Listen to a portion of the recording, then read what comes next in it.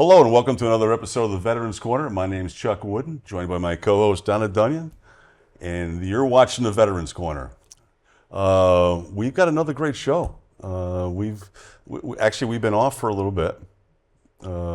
We taped about 2 weeks ago. 2 weeks ago.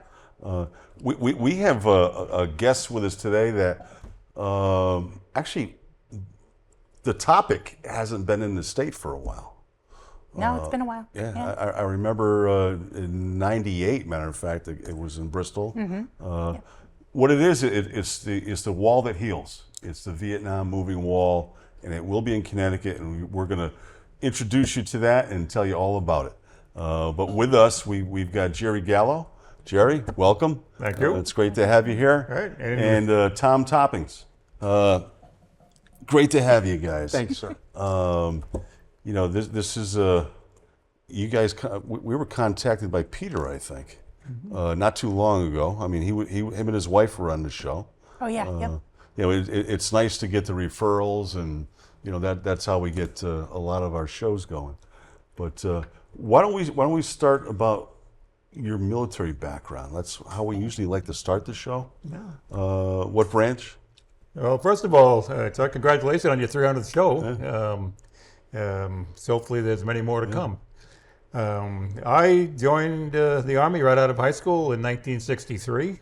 I graduated in June, was in basic training in October. November was when President Kennedy was shot. Yeah.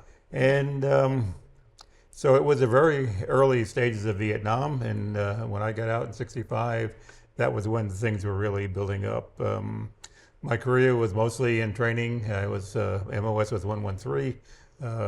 Infantry field communications, so I did a lot of setting up PA systems and stringing wire for radios and training. So I really like to not spend a lot of time in my military career because I like to do that for the guys that actually went to Vietnam.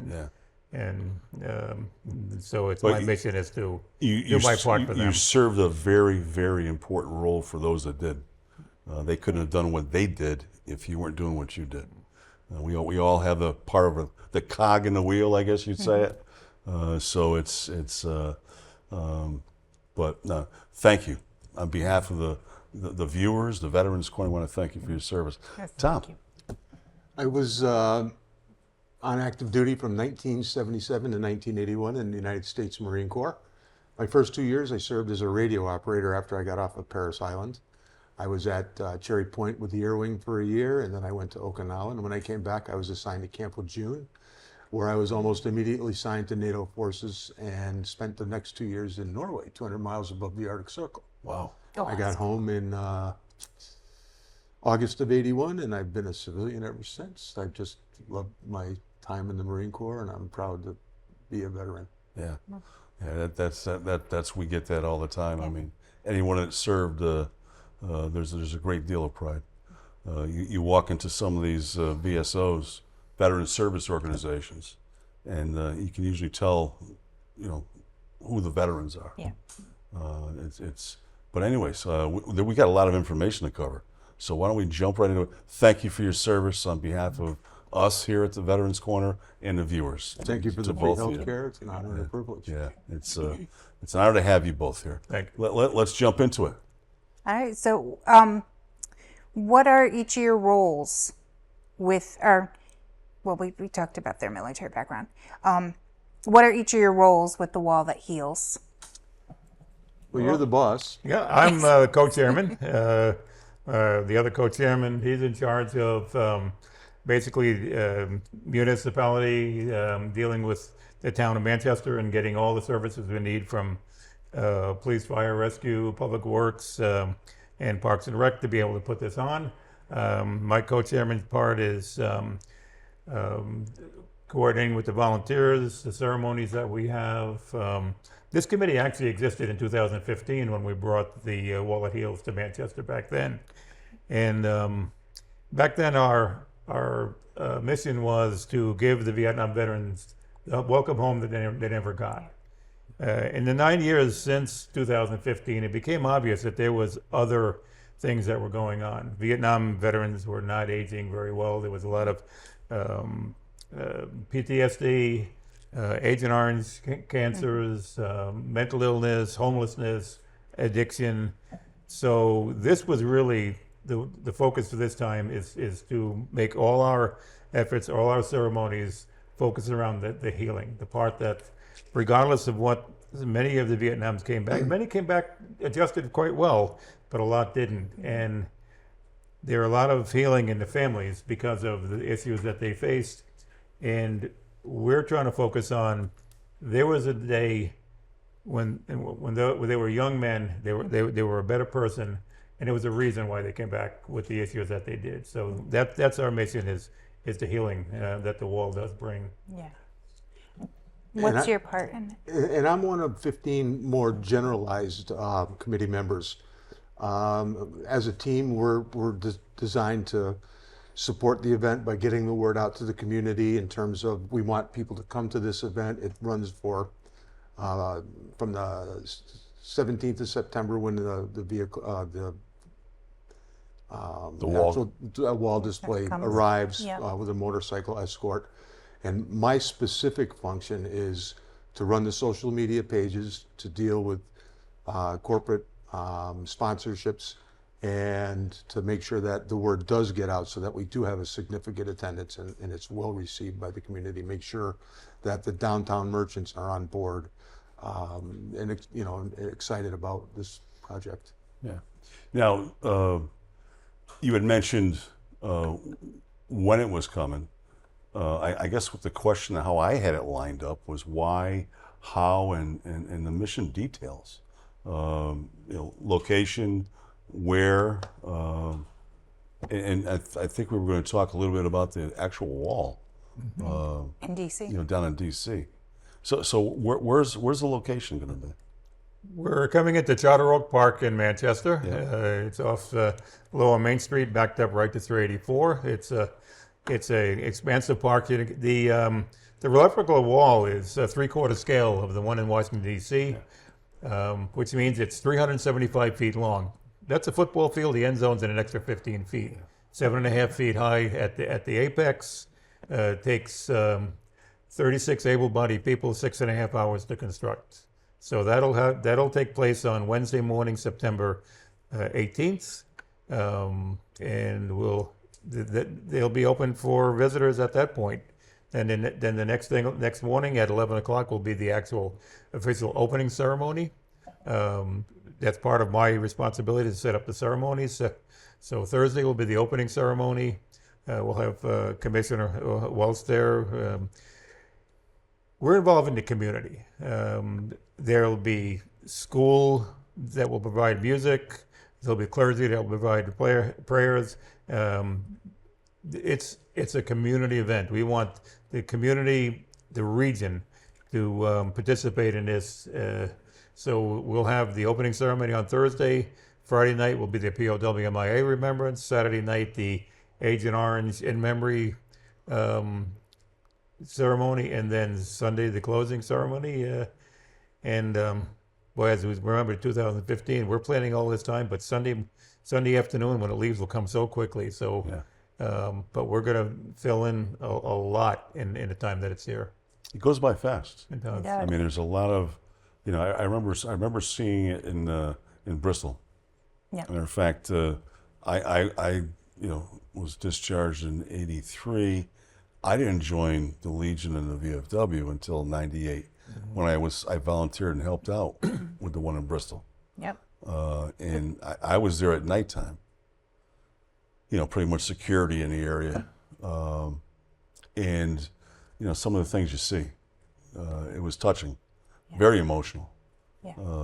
A lot of our veterans who served in Vietnam, they weren't able to get down to DC, may it be for whatever reason, but they were able to get here in when it was in Bristol, and I remember that like it was yesterday. And one of our goals is to personalize the experience for the families. There's 14 families from Manchester that are considered by the Vietnam Memorial Fund, the sponsors of the wall, to be from Manchester. And we want to get their stories out, as well as the stories of the people who suffered from the afflictions related to Agent Orange. And that's another part of my function, is to talk to these people. And it is becoming a very emotional thing, because they weren't ever thanked in the way that our World War II veterans or even our Korea veterans were. And this is an opportunity for the community, and Jerry said it best when he said the greater regional community, to come together and in your own way say thank you. Even if you don't have a personal connection to one of these people, you have a connection in that they were, in most cases, drafted and taken from their homes right out of high school and put into a training, military training, and then sent to Vietnam, where it was just... In a short period of time. Right, it just happened. And then when they came home, they found that they weren't appreciated like you would think a bona fide war hero would be.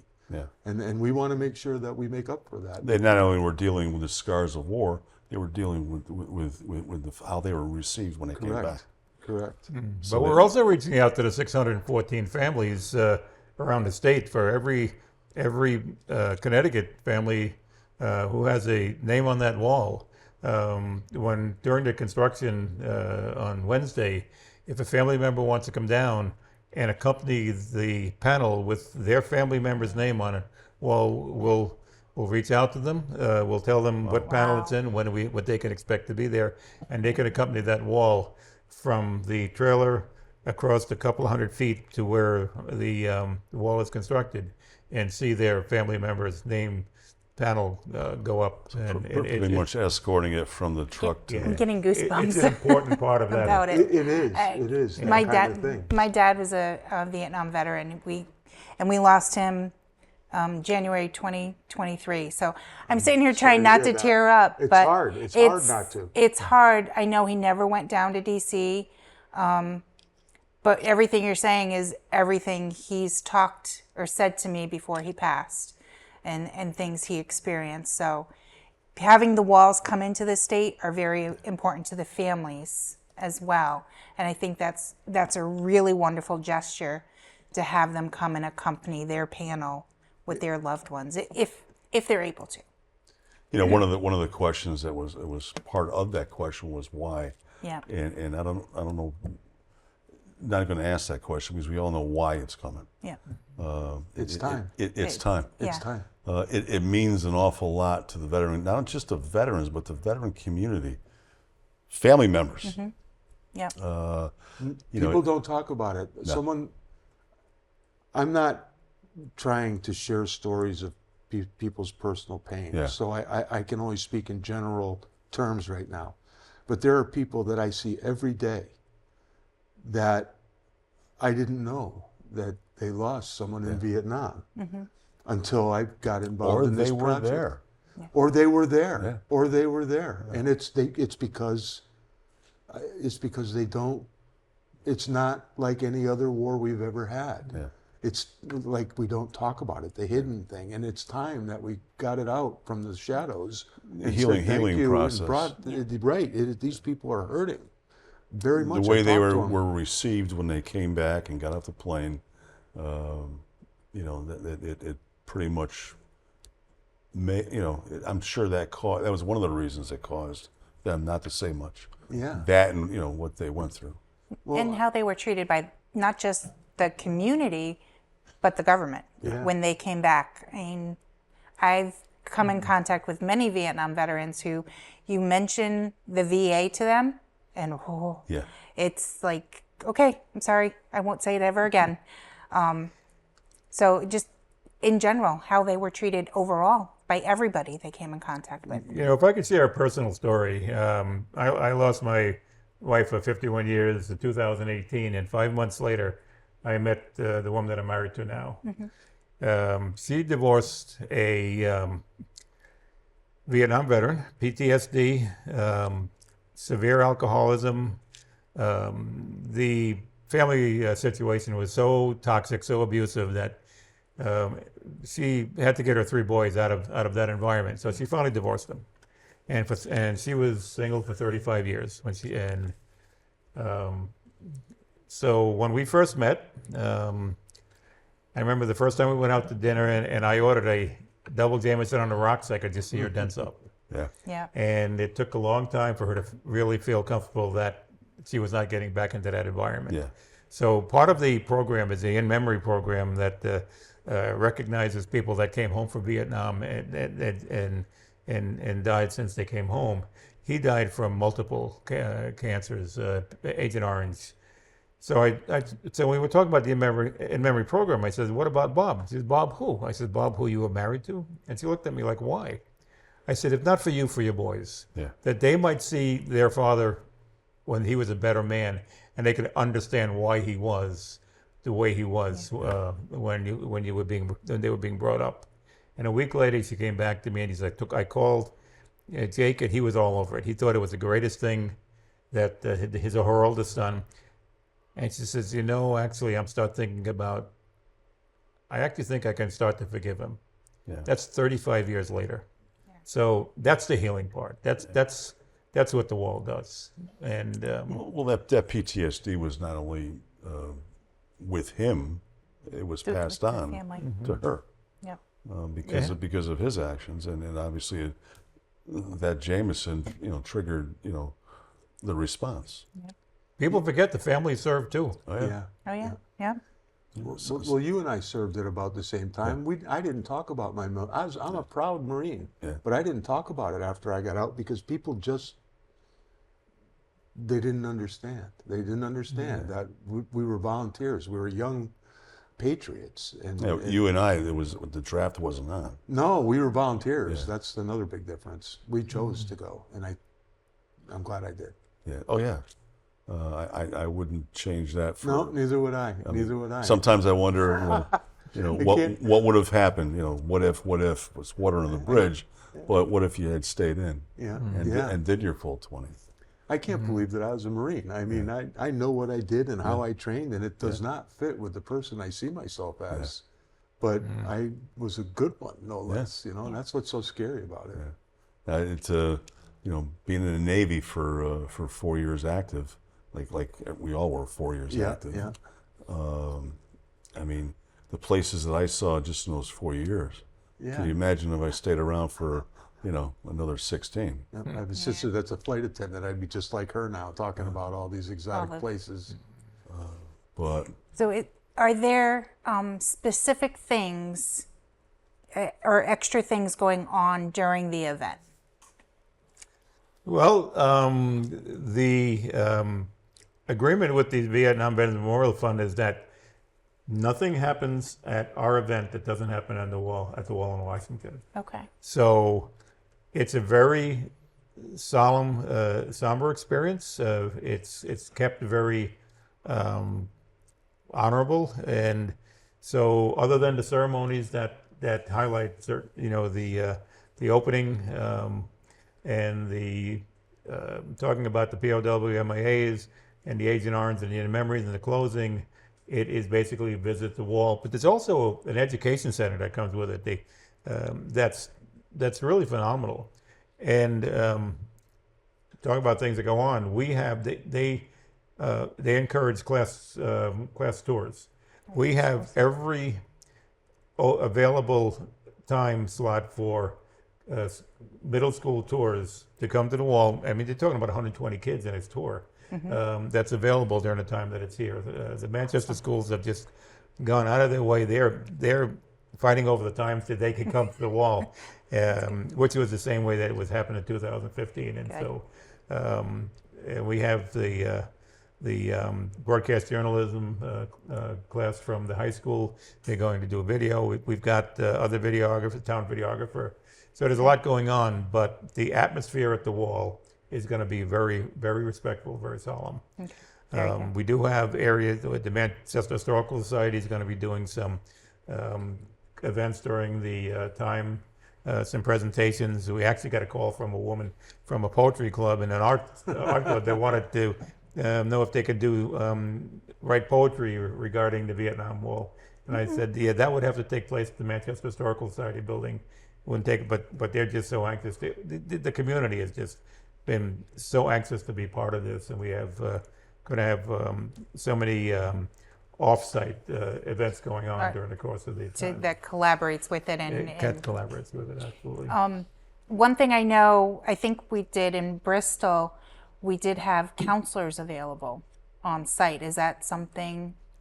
Yes, you are we have- definitely will have counselors on Okay. site. Because I know, like we've said, it's a very moving experience, and it might be too moving for some people, or they might just really need to sit down and talk with someone. What I saw back in '98, I mean, on the Boulevard, anybody from the area that's familiar with Bristol, the Memorial Boulevard, you've got the 2 lanes, you got the Meridian, and they would start on the other side, cross the 1 lane, and they couldn't go any further. Yeah. Family members and friends, and they'd get helped over. I mean, it was a long process. So counselors there is a fantastic idea. Yeah. And, the lead up to the event, though, there's so much going on. We started with a empty pocket budget, and we have a ton of money to raise, and so we've been out with sponsors, but we're also doing events on June 21st, Night Shift, which is a local 60s and 70s dance band. They're doing an event at the Elks Lodge, and then Jeff Pitcher and the Texas Flood is doing an event for us on July 26th. It's a well-known band. Yeah. Yep. We're going to be at the fireworks selling memorabilia.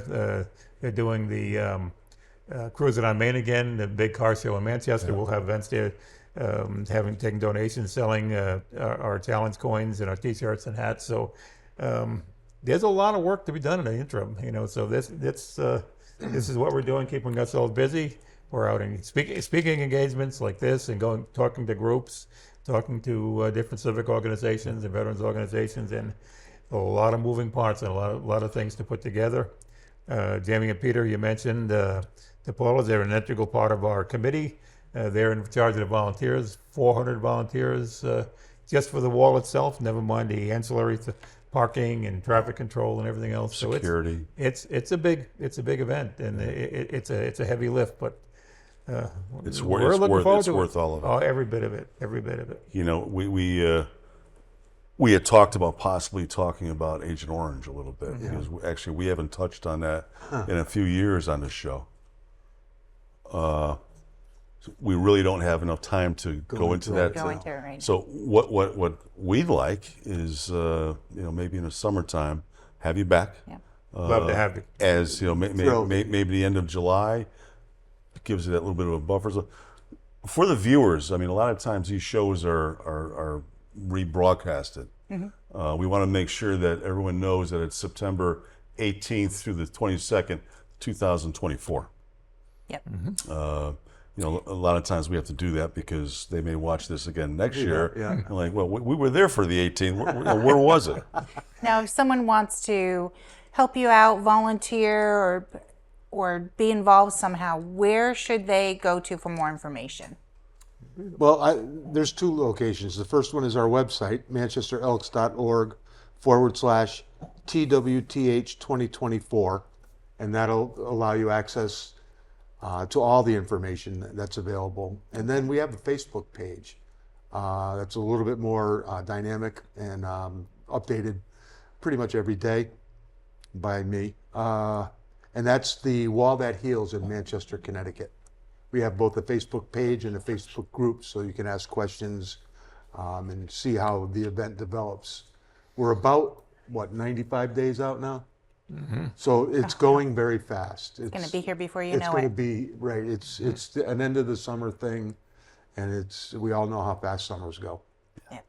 And this is an invitation. You are welcome to come to see the wall in Manchester. It- You will not regret it. Yeah. That's a guarantee.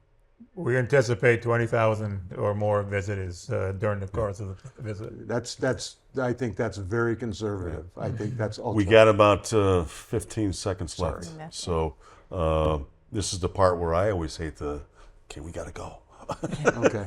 But we want to have you back again. It was an absolute honor. It was an honor to have you guys here. Yeah. Thank you very much. Mutual. On behalf of Don and myself and the crew, We're cheering. we look forward to having you back again. Thank you. Thank Love you to very come much. back. With that being said, that's all the time we have. We want to thank the viewers for watching. Till the next time on A Veteran's Corner. Good night. Good night.